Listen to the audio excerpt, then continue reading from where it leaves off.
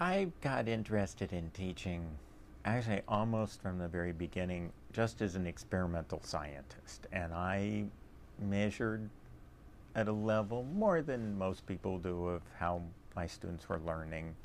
And it was pretty clear that they weren't learning what I was hoping. And this was a frustration for a long time.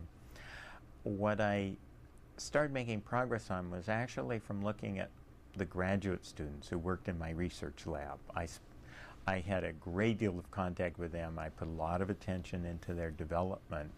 And I started to see how they came to the lab very successful in classes, but not at all thinking like physicists. And yet working in the lab, they would rather quickly turn into physicists. And so I started to look at this in more depth to understand what was the cognitive processes that were happening in the laboratory experience that wasn't happening in courses. And I found that there was lots of research out there that explained this, and that really got me started thinking about how we can improve the normal courses by getting what are clearly demonstrated as critical cognitive processes for people to learn science.